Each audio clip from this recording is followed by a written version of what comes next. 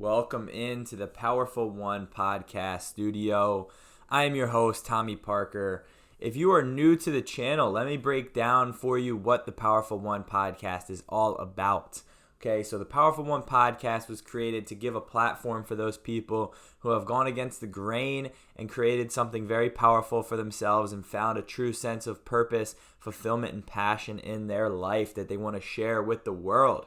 These are all people who have gone against the social norms and created something powerful for themselves. And so in today's episode, I am joined with Megan Schweitzer, episode 29. And let me tell you a little bit more about Megan. So Megan and I have been friends for a couple years now, and Megan is an Integrative Nutrition and Health Coach. She's a women's Circle Facilitator, a group fitness instructor, and a mom of 3 young kids. Megan struggled with emotional eating and a lack of identity in the past and has since learned the tools she needs to feel healthy, confident, empowered with food and knowledge, and embrace her authenticity in life. She has a deep passion for supporting other women who want to experience that same transformation that she's been able to come to. Guys, I admire Megan a lot. She's a mom, 3 young kids. She was married at 19 years old, and she's still out there crushing it, following her passion, following her purpose, and getting shit done. So in this episode, we talk about lessons learned from COVID. We talk about taking imperfect action and how there is no perfect plan. We talk about her online program, the Peaceful Plate Method. We talk about being a mom at such a young age and shifting from the label of just being a mom to being a woman with a purpose and a vision for her life. We talk about stepping out of fear and that idea of wearing this mask of fear and being able to take that mask off and step into freedom. We talk about overcoming shame and guilt. We talk about stream of conscious journaling, daily habits, finding answers within yourself. We talk about self-awareness and just overall being your own guru in life, not taking everything at face value, but rather taking in all this knowledge that we obtain in life and really coming to your own conclusions in life, which we think is so important. Very, very powerful episode. So excited for Megan to share her power with you guys. Here it is, episode 29 with Megan Schweitzer. All right, we're here, back in the studio with Megan Schweitzer. What's up, Megan? Hey. How's it going? Good. Thank Welcome. you. This is the first in-person episode in like 2 seasons. So I'm happy to be back in the studio. Happy to have Megan here. So so tell me what's new. What's been going on? Pretty crazy couple months. How's everything? Good. Lots of transitions happening right now. Things are opening back up. Kids going to school. People going back to work, and it's feeling a little overwhelming. Yeah. Not gonna lie, but killing it still. Yeah, I love it. I know. I remember. I think we talked like right when the shutdown happened, and then we've talked, through the whole kind of shutdown and quarantine, and to see like where our conversations were before to where they are now, and it's almost like we're revving stuff up. Like you, especially you're really getting stuff going now, and took the time to kind of like grow and get stuff in place, and now you're obviously doing really awesome things that we'll get into in a little while. So is that accurate kind of to how your COVID went? Yeah. Thanks, Tommy. Yeah. I completely believe that this time has really been meant for everybody to reflect on themselves. And we've had 6 months now to really think about, what's been working for us in our life, what we need to let go of, what some negative thought patterns have been, what habits we need to assess, and so now is the time to take action on that, I think, because the energy that we're feeling, things opening back up, this is our opportunity. We're being challenged to really take action on what we need to let go of and what we need to step into and transform. More new beginning, I think, and it's pretty hopeful, I think. Yeah, I love that perspective. Yeah, so for you, what were some of those things that you had to let go of and that you had to take action on? We were just talking about this before, but the imperfect action of just letting go of fear, letting go of imposter syndrome, everything that we all, our inner demons that we all face. And knowing that there's something powerful within me that would be, it's almost selfish if I didn't bring it to fruition, because I can help people. So going with that, knowing that I have a purpose and it's necessary, and taking the perfect action to get there. Yeah. People who are regular listeners will know that action is, I talk about it all the time. And it's hard because you have to have that balance of information and knowledge, but then also action. But like we said, imperfect action beats a perfect plan, because there's never going to be a perfect time to do something. And so for you, when did you really find, was it pre-COVID or was it during COVID, where you really were able to discover that purpose and kind of this inner power that you had that you wanted to kind of share with people? Was that something that you've always felt, or is that something that's more of a recent discovery for you? I think I always felt it before the shutdown happened. I was kind of making transitions. I was in health coaching school before, and I really was challenged to sit with myself and think okay, who do I want to be?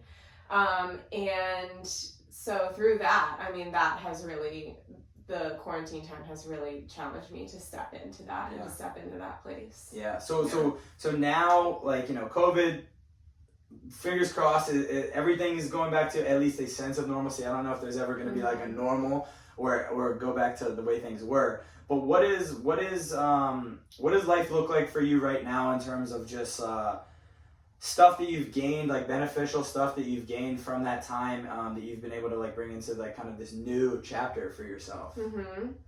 I think speaking my truth, asking. I have 3 kids. They're all very young. Yeah. So I couldn't be able to do my purpose as well as, my purpose is obviously raising them. They're my children, but sure. I have another one too. And I wouldn't be able to do this other one if it weren't for speaking my truth with my family, asking for help, and really trusting that, I will say putting away shame and guilt, because there was a process that I had to go through because I went from a full-time stay-at-home mom to coming into this health coaching and more of a professional job. So I needed to let go of that and just trust that I'm doing what's right, and I'm actually showing my kids that they can live their dreams too through that. Yeah, that's so amazing, because it's for a while it almost seems and we've talked about this before, like you said, you've always wanted to be a mom, and so for a while your identity is a mom, you're a stay-at-home mom, and so your job and your main responsibility is raising and providing for the kids. And so I think it's amazing seeing where you're at now and showing people that you can balance both, and being able to kind of do one and now pivot and kind of show them, and it's coming together, you're able to do both. And I think it's probably really cool for your kids to be able to see that you're doing that as well. So that's a pretty cool thing. That's would you say that you feel you have more of an identity now rather than maybe just the mom? And correct me if I'm wrong, but I would think, maybe somebody watching on the surface, if you're a stay-at-home mom, you think they're a mom, that's their identity. But now you're a mom, but now you have this whole new sense of purpose. So how, just talk a little bit more about that, and how cool that kind of change has been, and if I'm accurate at all in that. Yes, totally. And that's something that I really work with women with, because I truly feel women have been conditioned to be the good mom, what that looks like, to be in this box of what the good mom is, the good wife, the good sister, the good daughter, the good, granddaughter, whatever, professional. And some women have really found themselves in a place where they're wearing all these masks and they don't know who they are behind the masks. And I forget what the question was before, but go ahead. What I want to do is help women reveal, break through those masks and find what's inside them. They be their own guru of their own life. I love that. Yeah. When did you come to that realization that that kind of realization of the mask thing, and that you wanted to kind of shift your purpose and you had this greater calling? When did that become clear to you in your journey? I'm curious. Well, I struggled, I will say, with, I got married at a young age, at 19. Yeah. And my husband was in the Marine Corps, so we traveled a lot. I didn't have a lot of family support. I wasn't happy. I couldn't even have a job because we didn't live in one place for longer than a year. I couldn't even go to school because I kept having to transfer my credits. So I was lonely, and I like took that out on eating. Like I did emotional eating and diet cycling and, you know, all of that.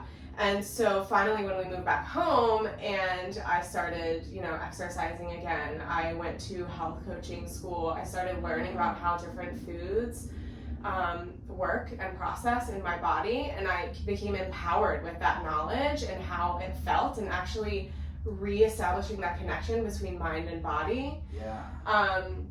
And that's what helped me like find my identity. Like I found something I love, and I really want to help women find that transformation, even if it's not like, you know, one body to the other. Like it's a powerlessness to an empowerment. Like that.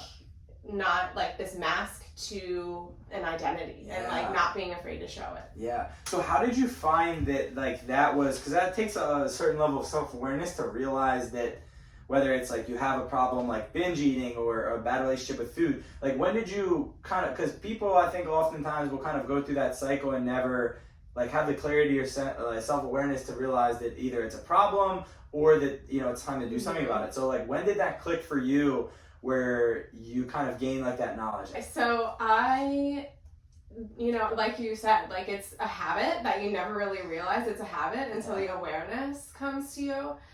And while I was in my health coaching school, there was a whole module about emotional eating. And, you know, they explained some questions of how you can ask clients how, if you can discover as a coach if they are suffering with emotional eating. And I was like checking the boxes. And even like I had lost weight since before, so weight doesn't matter. But anyway, I was exercising. I thought I was doing all the right things, but I still had this like emotional tie to food. And so from the outside, it looked fine, but from the inside, it wasn't, because it wasn't about weight. It was about my lack of control, you know? So. Yeah, so talk more about that kind of idea of like the wearing a mask and wanting people to kind of, or, you know, especially women, to be able to kind of like take that mask off and discover more of their purpose. Like when, when you found that, it seems like it's something that was very like fulfilling and you wanted to share that with other people. So like, you know, just as far as that process, like what did that look like for you, and what do you aspire to have that be for other people? Kind of like the idea of taking that mask off, if that makes sense. Yeah. So I think through also my women's Circle Facilitator training as well, we gather together and support each other to do this, to really show our authenticity. And it was through that we did a lot of like inner work of like past things that have happened in our life and where these masks came from, these limiting beliefs that come from, and how we hold them in our subconscious, and we just might not realize they're there until we look at these patterns and how we react. That it starts from the awareness of them being there. Yes. And then once you're aware of that, with self-compassion, you can work on it, on coexisting it, because you can never take the past away, right? But you can learn how to coexist with the beliefs and know that they're there. Say, thank you for serving me, but this is me. That's not me. Like, I'm going to do something else. Yeah, that's amazing. I think that's such a huge thing, is when you can gain that self-awareness is so important. So, like, for most people, like, what do you find, whether it's, like, insecurities they've had before, or, I forget the other word you had said, but when they're struggling with something, and what's like the main thing you find with people, whether it's like something struggling with confidence, whether it's the mask thing, like what is there like a core piece of something that you seem like people seem to struggle with? Yeah, I think that like lack of control, you know, like whether it's with food or with, you know, putting too many things on your calendar because you want to fit that role, and getting stressed, and then they're stress eating, or they're over exercising trying to fit that role. Am I getting there in my answer? Yeah, absolutely. It was a tricky question. Let's pivot. So I think it's different for everybody. Really. Yeah. So like, you know, with that, I mean, let's talk a little bit more about like what you're doing now and kind of how you gain that clarity and realize that there's this thing that people need help with, whether it's emotional eating, whether it's confidence, whether it's wearing these masks or having this identity and not being able to find their purpose. Like, when did that become where you're like, I need to, this is like my purpose, and I need to share this with other people, and I need to help other women be able to achieve at least where you're at now, or, you know, beyond and whatnot? When did I know that this is my purpose? Yeah, like when did you really know, and then get into a little bit more about like what that purpose looks like for you as well. So I knew when I made that transformation, when I healed my mind-body connection, and I began to listen to my hunger and fullness cues and honor them, and learn to be able to process emotions without using food, which is what my online program is. It's the Peaceful Plate Method, and it's for women who want to go from this powerlessness, lack of control, emotional eating, to feeling like they're in control around food and not the food controlling them, and also being able with that to confidently step into what their purpose is. Yeah.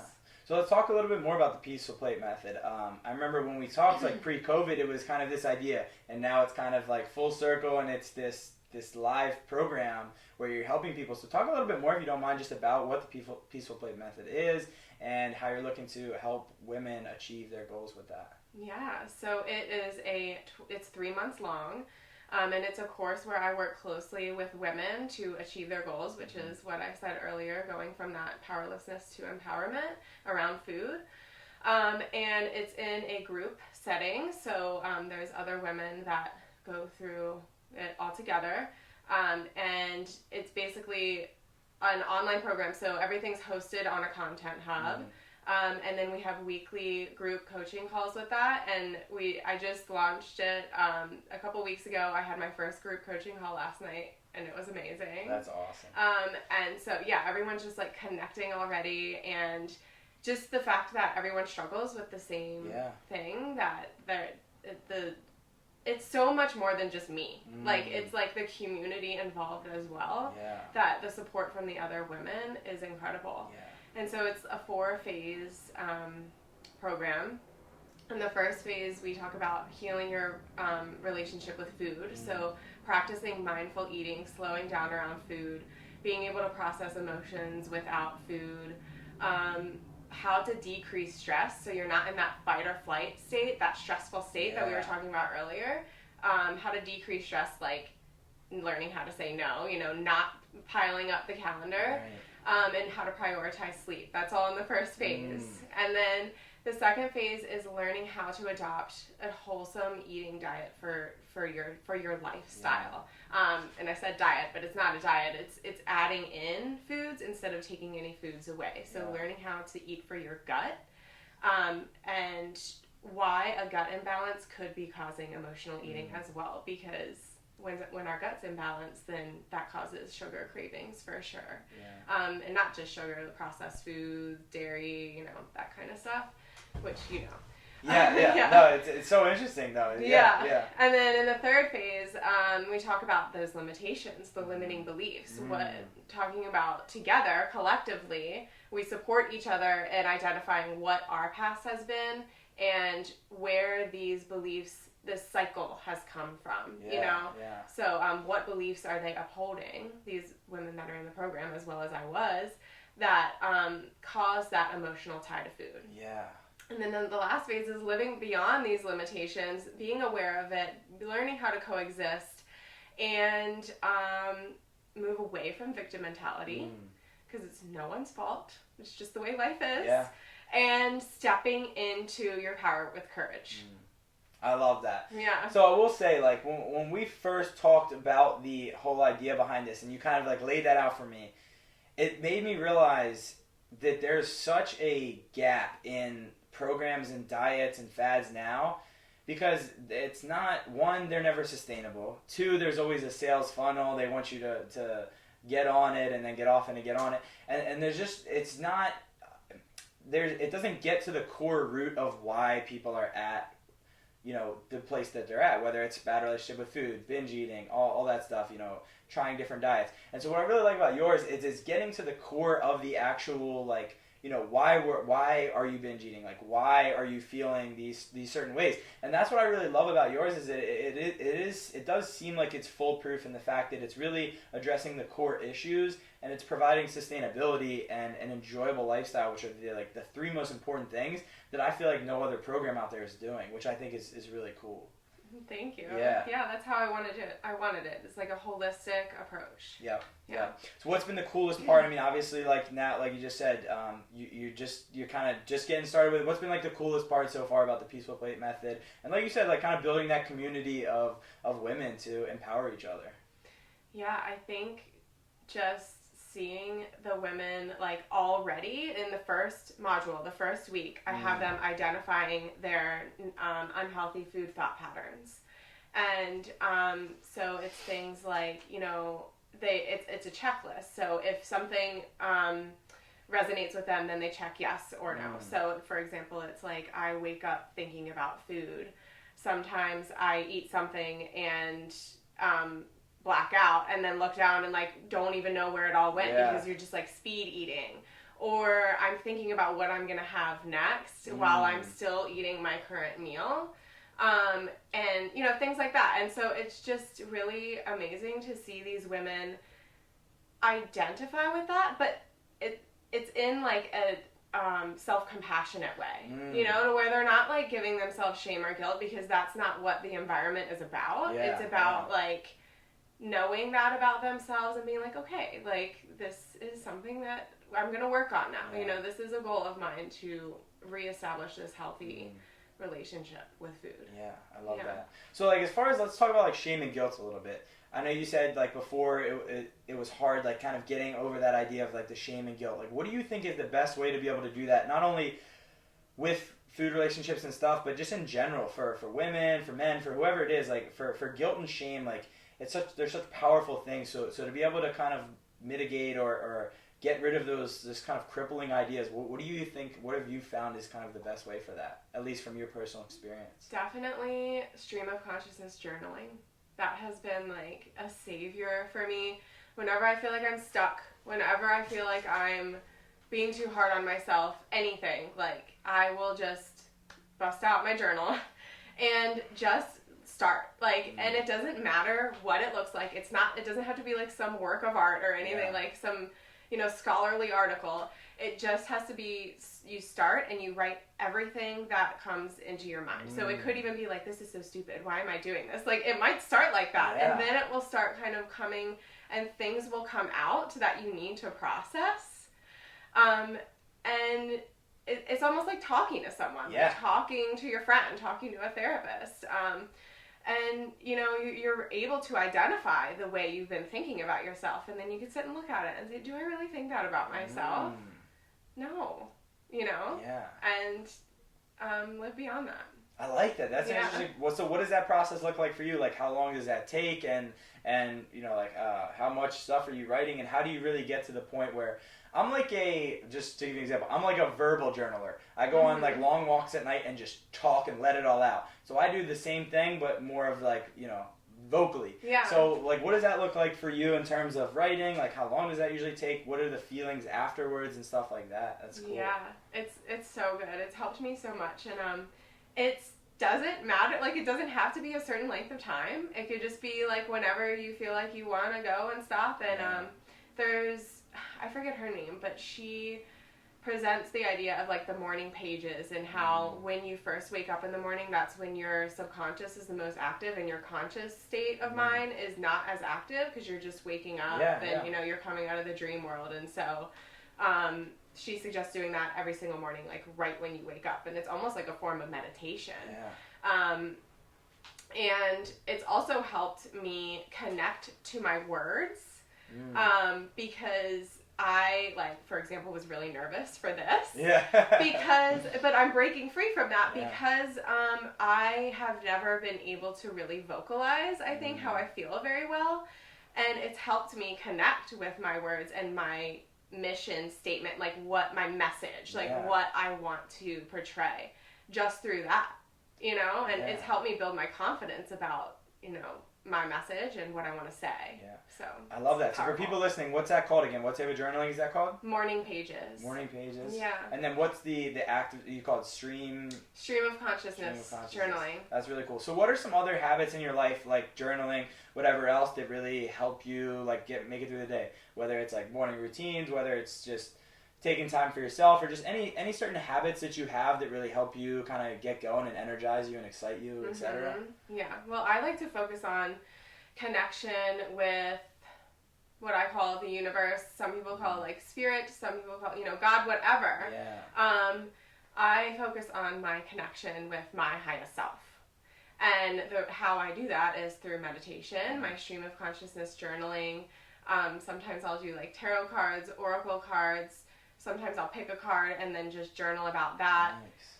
I find that when I journal, when I write, it's my my highest self like coming through and sending me messages for how I need to go, what my next step is. For sure. Yeah. For sure. And I think that's one thing that I'm kind of coming to a realization, and tell me if you agree, but you hear all these successful people, they have like this morning routine. They're like, you have to journal, you have to meditate, you have to like jump in a cold shower. And sometimes it can be overwhelming because you're like, man, all these people are doing all this stuff. Like, I suck. I'm not doing any of this stuff. But I think that there's different ways. Like me and Megan just described the way you do your kind of like word vomit is, or whatever you want to call it, is in a journal. The way I do it is I just go on a walk. So I think like and we can get even more into this, but just kind of that idea of there's not one size fits all for anything, because we're both getting the same productivity from doing something completely different because it works best for us. So what have you found? Like that's what I like really about your programs. I'm kind of just talking about everything, but is because it's really what works best for the person. You're not like saying, here, eat these foods at this time and this, because again, it's not sustainable. So like I do think that's really a really cool aspect. So we can touch on that just a little bit more, but some stuff that works for you or that you have in your program. I can touch on that. Just go ahead. Like I'll say my purpose is to teach women to be their own like guru. Like be empowered with that knowledge, which is what I teach women, like how to eat for their gut, like how to eat, but like what it is and how to do it, and then being their own guru, they can figure out, connecting with their body, deciding what foods they want. They know what a healthy, wholesome option is for that, and they don't have to follow like a meal plan. Yeah. Because they know for themselves, and they know how to implement that into their lifestyle. Yeah. Or like with mindfulness.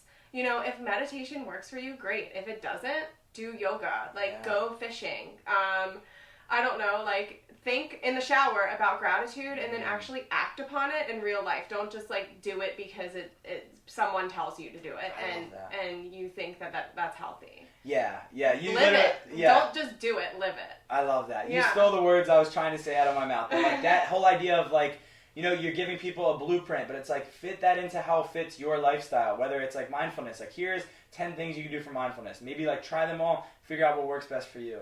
And that's what I think is so cool for you. And we've had these talks off camera all the time, but like just, being like a free thinker, like doing something because it's what you think. You've gathered all this information, you've done all these different things, and now you're like, all right, I'm coming to my own conclusions and I'm going to fit this in my life how it fits best. And I think that's such an important thing that I wish more people could do. But not only are you doing that in your life by just the way you live, but you're doing that in your program as well. You're kind of giving them all the tools, teaching them about everything, and then you're saying, but this isn't one size fits all. Like this is the kind of blueprint to fit to your lifestyle and that sort of thing, Yeah.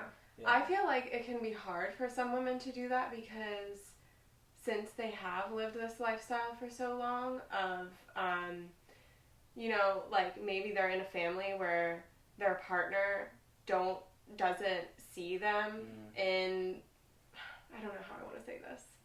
Like, it's hard for them to transform because they've always been living this, like, lifestyle of, like, fitting into the box. Sure. And maybe their partners don't expect them to be any other way. I'm having a hard time expressing this because I fortunately have a husband that is very supportive of everything that I've done And not saying that those other partners aren't. Right. But it's hard for women to speak their truth. Going back to speaking their truth, like owning their authenticity and their free thinking, and stepping outside of the box, because for so long they have put other people first. Before themselves. Yeah. So it's liberating when you start that free thinking, when you start thinking like, how am I going to, like, how's my body going to react if I, for example, sign up for the kids, being the snack mom at my kid's soccer game rather than going grocery shopping and meal prepping that day, you know? Is it like picking up the pack of goldfish for all the kids, or is it, you know, actually going and planning and making all your meals for your family for the rest of the week? Or that's just an example, but I think for someone that's a very daunting way of thinking about like a way of living for them. Yeah, I think especially too when, kind of like what we touched on earlier, especially too when you have kind of this identity that's not really your chosen identity. It's kind of like, you know, let's say your husband is the one who brings in the income and you're the one who takes care of the kids. It's like you both kind of have these roles, but that's not to say that they can't overlap, or that you still can't go chase like your passion and like fulfill your purpose just because you have this one identity. And I think that's the problem a lot of times with like these labels sometimes, is women and people in general can feel like stuck to this one thing and feel like, oh, but I can't, you know, help provide money because my husband's the sole provider, or whatever. And I think that that's like a powerful thing to realize, is that like you can do both, and you're showing it that like you're a mom and you're also going out there and like you're chasing your passion, your purpose, your fulfillment and helping others. And I think that's a really awesome thing that can definitely be really hard, and I understand like how it can be hard. You know what I mean? And I want to touch on that. We talked about this last time when, you know, a couple weeks ago when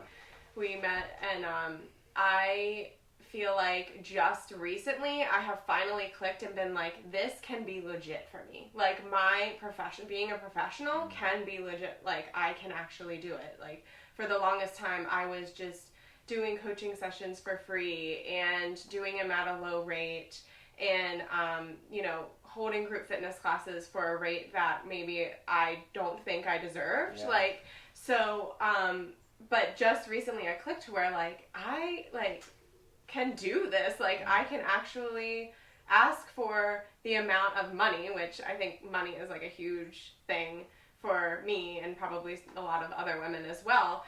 But like I can actually ask for money, and like this can be legitimate. It doesn't have to be some hobby because that's the usual, because it can be both.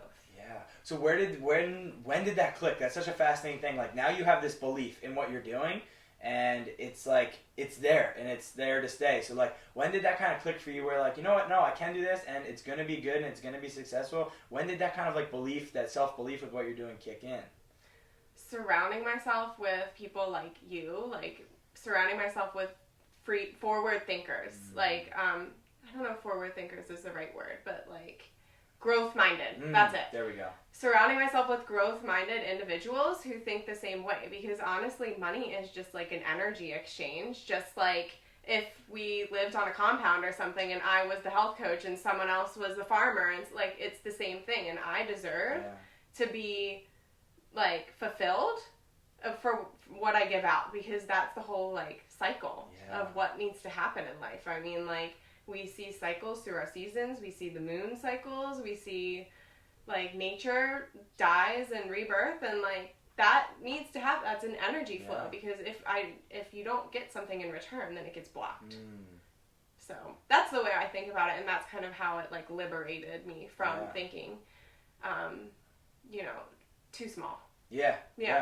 I love that. Yeah, that growth. That, and I think I would agree. Like, if you turn the tables, like I think that that's just such a powerful thing. Is like having people around you that, like I have, you know, one of my best friends. Like, you know, we're always talking about stuff, and he'll say that would be so cool to do that, and then he'll stop and he'll say, you know, when I do that. And so I think having people around you that just have this unshakable belief, it can definitely help you. So like, is there any ways that you're with your community of women? That you're looking to like kind of drive that belief, or is there anything that you've found really helps other people to find that? To find that growth mind? Just challenging those limiting beliefs. Like, going back to everything stems from that. Yeah. So let's talk about limiting beliefs. Like, where do you think that they come from, and what are some of the main ones that you've been finding with, whether it's your clients or people around you and stuff like that? Well, I can speak for women, and I know Absolutely. I've been speaking a lot about women, but that's like my specialty. Yeah, exactly.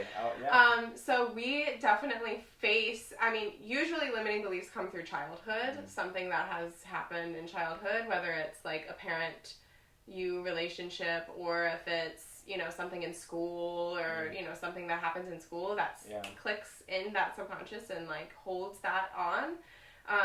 And it's not in a bad way. It's like it's a survival mode thing, like a survival technique. It wants to keep you safe. Yeah. But sometimes safe isn't running from the tiger. It's it's keeping you small, like when you need to break free. And then what I wanted to touch on as well is women face diet culture every single day of our lives, and you see it in social media, you see it on TV, you see it, like, it's even worse now because of social media. Yeah. And the sad part is that we've been so conditioned that no one really, like, says anything about it. Yeah. And there's more of a talk happening right now about it, but, like, I don't know, it's just, like, we face it every single day. Yeah. And so that's what gets us back into those limiting beliefs, because we compare ourselves with other people. Yeah, that's so interesting. I think that's probably the same for most people in general. Like, I would say men, it's probably something similar to, like, childhood. And then as well as, like, there's so much stimulus out there that's getting you to, like, want to compare and stuff like that. I will say, though, like, there's been a lot of stuff recently about how social media is, like, all bad, and it's getting you to do all this stuff. Like, I will say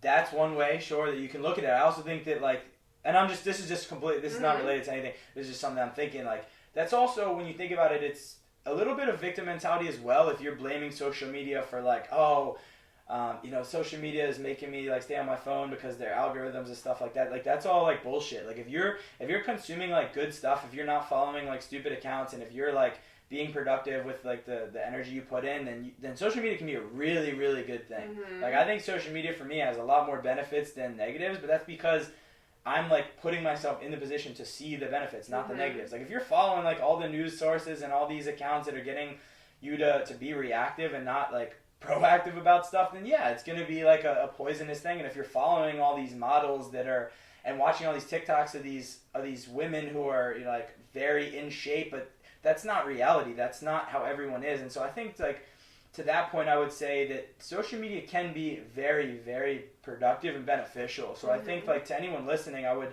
encourage them to just, like, think about the stimulus that you're receiving, and think about just the, like, what you're consuming, because you can consume something good just like you can consume something bad. And we talk about food, right? It's like, the stuff I'm consuming on social media, it's the same as food. I can be consuming something good, or I can be consuming something bad. It's not black and white, and I think that's something that I'm now realizing, that it's not, maybe the cards are stacked against you, maybe social media is meant to suck you in and stuff, but that doesn't mean it's inherently bad. And I think that's one thing I'm realizing that I think other people can realize, is that, nothing is really black or white in this world, like, good, bad, you don't have to, pick a side, do this. I think that there can be some real benefits to social media, and, like, you use it in a productive way. I know that was kind of just a random tangent. No, I get that, and I think it can be victim mentality, absolutely. Yeah. There are some people who are stuck in that cycle, that vicious cycle, and they're just not aware, right. So if you're listening and you feel like that's you,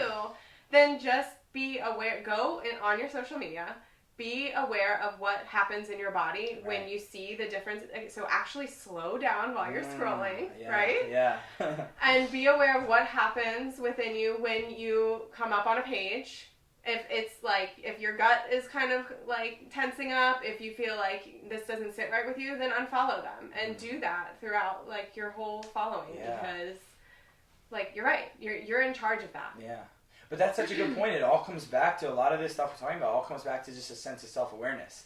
And I think a lot of that, to bring it kind of full circle, comes from the time you spend with yourself. Like the time during COVID, where you Were you being productive at that time? Were you thinking about, like, were you spending time with yourself? Were you journaling? Were you meditating? Like, I think that's where a lot of that self-awareness comes from, is like kind of your introspection and like observing your thoughts and observing like what you're writing down and just like taking time to spend with yourself. I'm now, like, from our conversation, and this is why it's so good to have these conversations, because I'm now realizing that stuff is all just making you better at self-awareness. Like, any time that you're spending to be intentional about being with yourself is going to make you better at self-awareness. Especially gratitude. Is that something that you practice as well? Yes. I just wanted to say, though, that, like, everyone, you have your answers within you. You know? Like, for the longest time, and I still struggle with this, I ask other people for their opinions about everything. And I just decided I'm going to stop. Like, I have the answers inside myself. I'm connected to my intuition. I'm connected to my highest self. I know what's best for me. And if sometimes that decision is not so great, like the reactions from it aren't so great in that moment, then I'm learning from something, right? Like, you know, so it could be a best decision for me in the long run. But, like, you know, if you are connected with your intuition, what you step into will be what's right for you, what's in alignment for you. Yeah. I love that.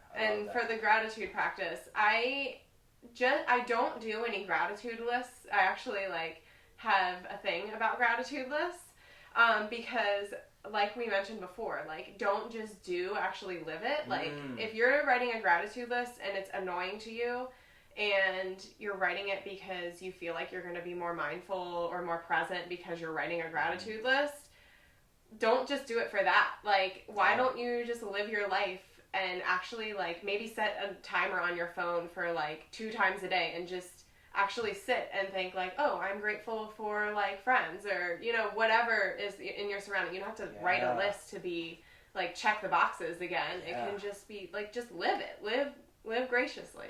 I love that so much. And it goes back to what we were saying is, like, people think, oh, this person writes out their gratitude. Like, I have to write out my gratitude. Like, I don't do that either, and nor do I do what most people do, which is do gratitude in the morning. Because it's like, I like to do it at the end of the night, because I like to reflect on the day and think about what I'm grateful for. So going off what you said, just like, you don't have to, it's not like black and white, you don't have to just do this. And because like you said, like, those gratitude lists, I freaking hate them. Like, I think it's dumb. It just doesn't do it for me. So I think that's such a cool thing, going back to just getting people to realize that, you know, try things and figure out what works best for you. I love that. That was a great piece right there.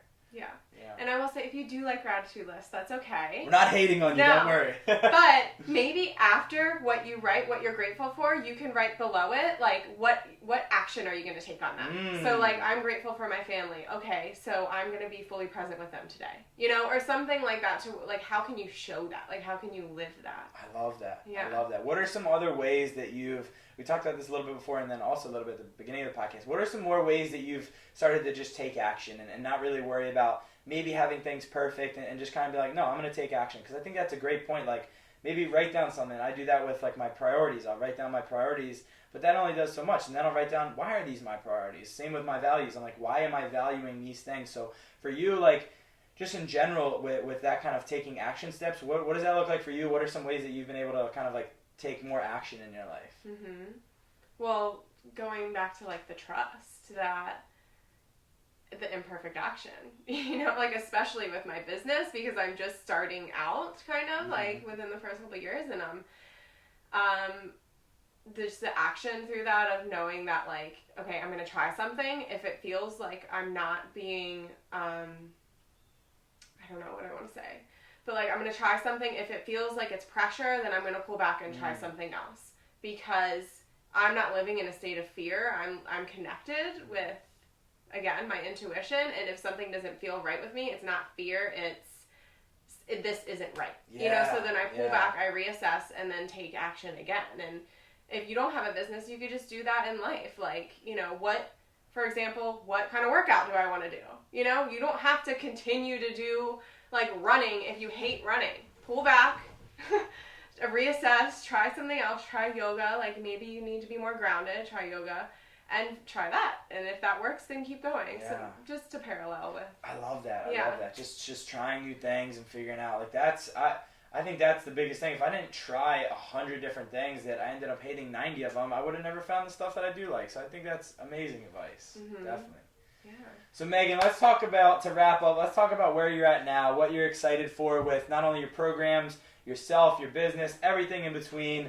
What are some things that really excite you right now? What are some things that you're looking forward to currently and then in the future with yourself, your brand, your business, everything? Yeah, so I'm really working on building my brand now, helping women connect with their authentic selves through the Peaceful Plate method, getting rid of emotional eating, through my women's circles, getting rid of these masks. And I also do group fitness too. And it's not just like a boot camp, like go, go, go. It's more of like, what is their body feeling in this type of exercise?